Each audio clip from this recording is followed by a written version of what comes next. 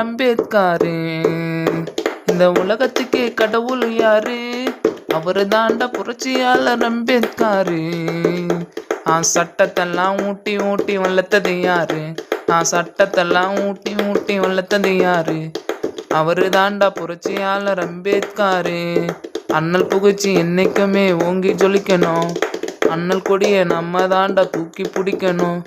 அண்ணல் புகழ்ச்சி என்னைக்குமே ஓங்கி ஜொலிக்கணும்.